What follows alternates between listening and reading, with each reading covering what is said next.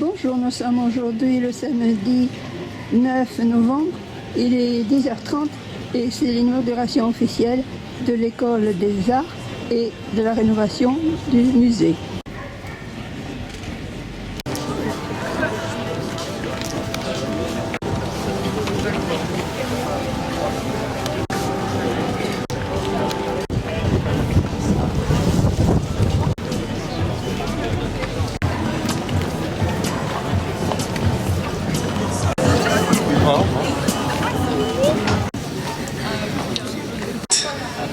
Vous allez voir venir à côté de moi.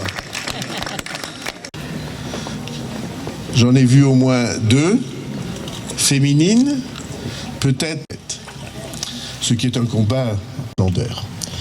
Peut-être un mot d'histoire de style art déco, comme on dit. C'est un style qui a cherché son nom pendant longtemps. Ce style-là est marqué par, de l'époque disait l'art nouille, l'art nouveau qui était caractérisé par le refus de la ligne droite. Constatant que dans la nature, il n'y avait pas de ligne droite, mais seulement un développement qui le plus souvent était courbe. Et on connaît beaucoup à partir des années, enfin de la guerre de 14, après la guerre de 14. Et jusqu'aux années 30, qui s'est manifesté de la manière 125, c'est pourquoi on l'appelait Art déco après, qui est un retour à un néoclassicisme, la ligne droite, il se trouve qu'à Pau, là, tourmenté, complexe, les jardins de la Maison Blanche. Donc, bon, faut bien accepter l'égalité quelquefois. Et donc, dans ces années 1900, à l'idée qu'il faut absolument, car cette ville a vécu de la présence des Russes blancs, convenait d'offrir des équipements culturels. Mais la ville, comme toujours, n'avait pas beaucoup d'argent. Ils ont donc, ils ont été approchés par un grand promoteur parisien de l'époque qui s'appelait Lilaz, qui a fait de la politique aussi ici, et Henri Lilaz leur a proposé qu'on lui vende l'emplacement des Halles pour y construire ce qui à l'époque devait être un nouveau casino et qu'on a appelé le Palais des Pyrénées. Architecture géométrique, elle aussi, s'il en fut. Et donc, et en échange, M. Lilaz a dit, moi je vais vous construire un musée des Beaux-Arts et une bibliothèque. C'était la médiathèque de l'époque. Oui. La bibliothèque, ce bâtiment a été la bibliothèque pendant des années, prétendument travaillée. C'était une affirmation que, heureusement, nos parents ne vérifiaient pas beaucoup. Et donc, mais c'était un lieu extrêmement agréable. Il y avait un bâtiment vacant et le terrain lui-même était de... C'est son anniversaire aujourd'hui. Ce serait son anniversaire aujourd'hui. En lui disant, je sais où on va mettre l'école des arts, car il y avait depuis longtemps, comme chacun sait, des questions qui traînaient autour de l'emplacement de l'école des arts, retrouvant ainsi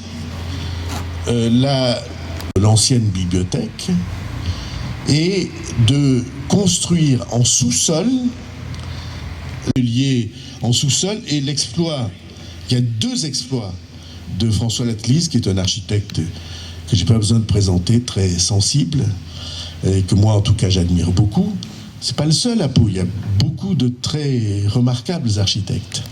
Comment dirais-je, absolument justifiées, mais suffisantes pour que ça ne coûte plus à la ville que quelque chose comme 1,5 million.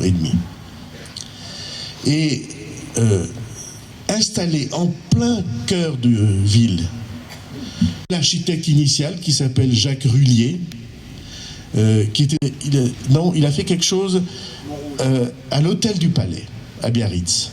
Il a été un des architectes de la rénovation précédente de l'hôtel du Palais à Biarritz. L'entreprise est un très grand collectionneur d'art, un des plus importants en France aujourd'hui. Jean-Jacques Lesgourg nous a prêté pour 15 années 2 sculptures contemporaines que nous allons dévoiler à l'instant, 95. Bernard Pagès, lui, est toujours vivant. Il est d'ailleurs venu pour rechercher l'harmonie de part et d'autre le blason du Béarn. Et vous voyez que le soleil vient ici aussi saluer que François Latlise a dessiné désormais. Sur le petit jardin qui est de l'autre côté, bientôt on aura d'autres sculptures. Super. Et peut-être la célèbre pour les Palois fontaine aux enfants, que nous allons retrouver et réinstaller de l'autre côté. Elle est pour l'instant en très mauvais état. J'allais dire les deux, non. Des décennies que nous vivons. Alors tout le monde sait, mais je veux à mon tour simplement pointer le fait que sans Jack Lang, il n'y aurait pas eu de fête de la musique, et sans Jack Lang, il n'y aurait pas eu de loi sur le prix unique du livre. Ce qui pour nous tous est très important, mécénat. Alors c'est pas leur seule loi, c'est pas leurs seules interventions, mais ces 2 hommes ont bien mérité de la vie culturelle du pays. Ils ont beaucoup d'enthousiasme et beaucoup de peine, et donc pour moi leur présence est infiniment précieuse, et je suis très content que nos négociations avec le ciel aient permis qu'un rayon de soleil vienne éclairer cette rencontre. Merci à tous. De Bernard Pagès et d'Étienne Martin, puis nous couperons le ruban, et puis nous visiterons l'ensemble, et puis après les autorités qualifiées prendront la parole. Donc merci à tous, et voilà, elle est dévoilée, je vous la montrerai tout à l'heure.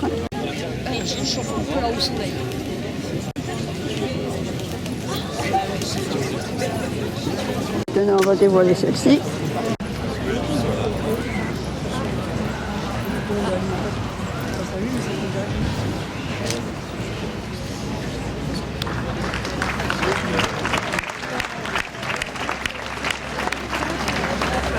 Donc il va être coupé.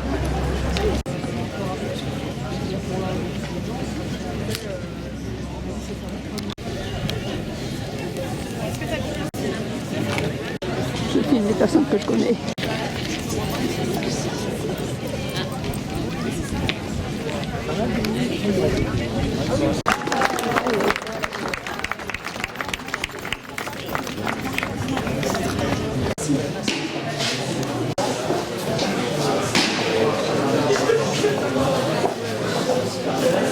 Dans la niche.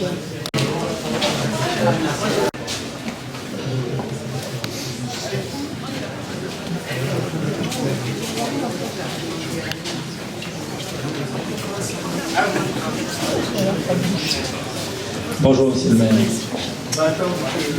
Bonjour, monsieur le directeur de l'École supérieure des arts et du design.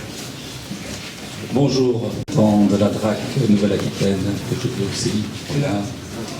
Je suis heureux de vous accueillir, mais aussi le mauvais temps qu'on a eu ces jours-ci. Je vais vous présenter très rapidement l'École supérieure d'art et de design des Pyrénées, qui est donc une école qui est financée par le ministère de la DRAC Nouvelle-Aquitaine, financée par les villes de Pau, les villes de Tarbes et la région aussi Nouvelle-Aquitaine pour la partie recherche. Voilà. Les villes de Tarbes et de Pau qui comptent aujourd'hui 200. Cette école a 2 sites de Tarbes, l'art et la céramique, par la recherche, et surtout ça nous a obligés à sortir de nos murs.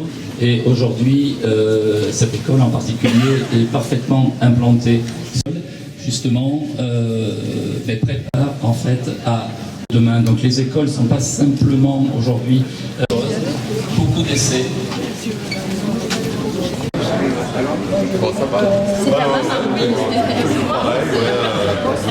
C'est l'exposition. des œuvres des élèves. Ouais. Bon, je regarde de votre souvenir. Ah oui, nous aussi. De votre exposition.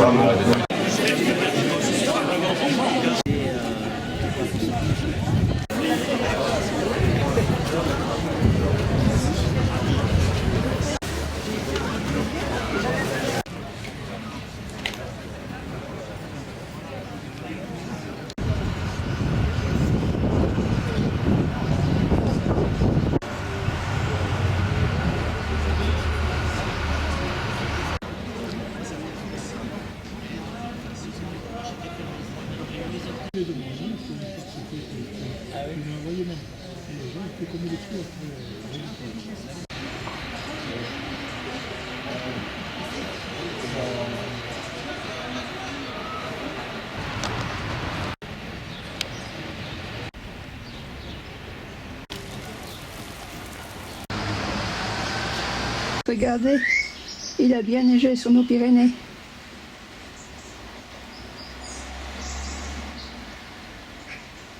On ne voit pas l'Ossau.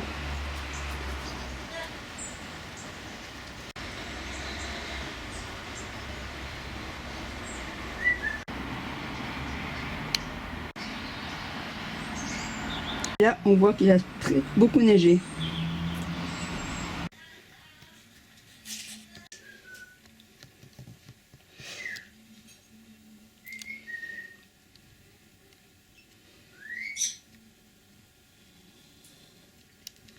Oui, et en fait, c'était à partir de 10h15. Je suis arrivée à 10h30, pétante, et c'était déjà commencé.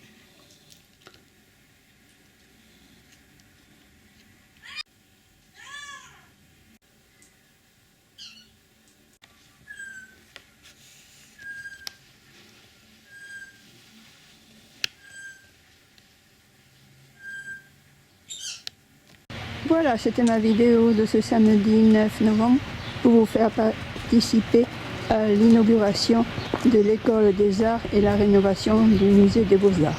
Et vous donne rendez-vous pour voir de futurs WDD Nation News. À bientôt!